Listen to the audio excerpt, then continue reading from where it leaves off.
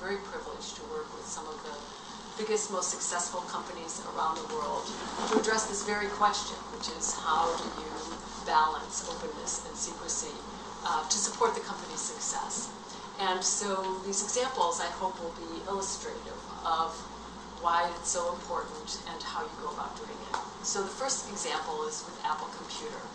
So Apple Computer retained me in 1986. It tells you a little bit about how long I've been at this. 1986, and at the time, they were a billion-dollar company, but they were still very entrepreneurial. And the first project that they asked me to do was to speak to 60 members of their senior management and executive staff, asking them this very question: how do you want to balance openness and secrecy? Now, a little background about Apple at that time is that even though the internet was not in existence, there was a publication called Macworld, which is still in existence, and a lot of buzz, a lot of interest about what Apple was doing and what the secrets of its success were. But Macworld in particular was a recipient of a lot of gossip from Apple about Apple. So there were many leaks about Apple's products that showed up in Macworld.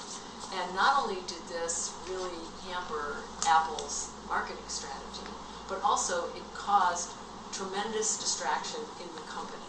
So when you have a leak of product information or information about a particular executive in an independent publication, particularly for an organization like Apple that has a lot of really smart, enthusiastic people, they start getting all excited, like, who leaked that information? Or are we really going to release on October 2nd? Or, how come John Scully has been listed as somebody who's involved in this? He didn't really get involved in the project.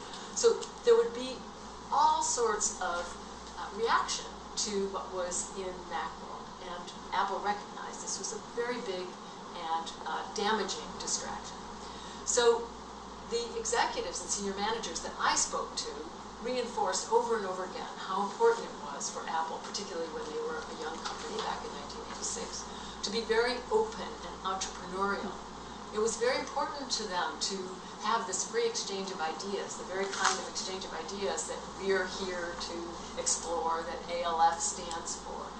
And so they had to figure out, how do you balance their desire to attract people and to be the entrepreneurial organization that they wanted to be, and at the same time not allow these kinds of leaks of information, particularly to Macworld, that were just so destructive to the productivity and profitability of the company. And so these senior executives talked about the fact that they needed to have a way to communicate to all employees about how to protect the information that the company identified as being confidential, but at the same time make sure that everyone in the company felt that there was a free exchange of ideas. So at a corporate level, at a global level, they took it upon themselves to educate all employees in Apple to understand what was sensitive that needed to be protected, what was not sensitive that could be shared, and what was sensitive would be shared internally and only with those who needed to know.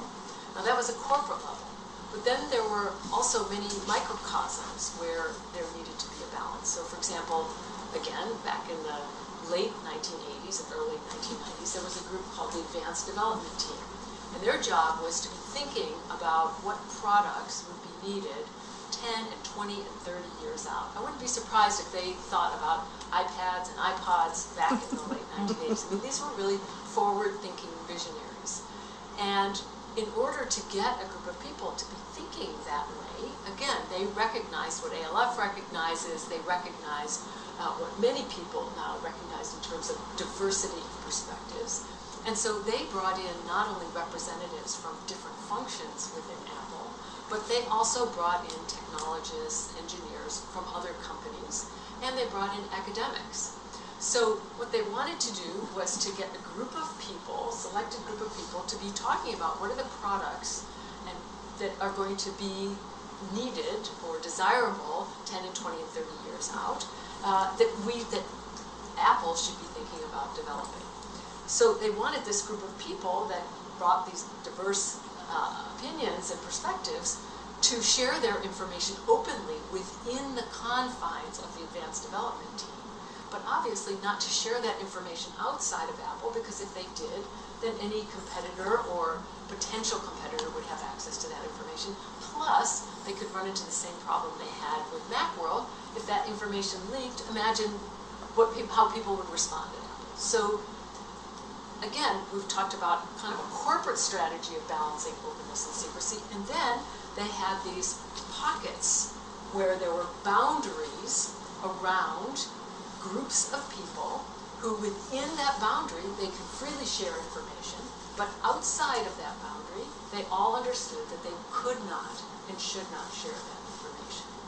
So I give you that as an example so that as you're thinking about how in your organization you can best balance openness and secrecy for collaboration and innovation, you think about the fact that you may have an overall corporate or organizational strategy, and you may have what I call positively confidential ecosystems, meaning these pockets of groups of people where you can have a boundary because you've got the physical and electronic security as well as the understanding of the people who are involved in those projects and all the other people who support that group. So for example, with the advanced development team, you wouldn't want people who were in an engineering team for the Macintosh to be bugging them every day. Hey, what are you working on? I want to know what's going on in there.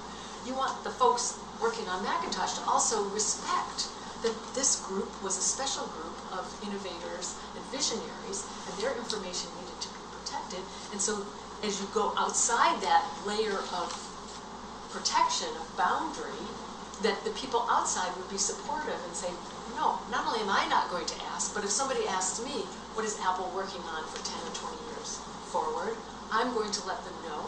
That is our proprietary information. That is our secret sauce.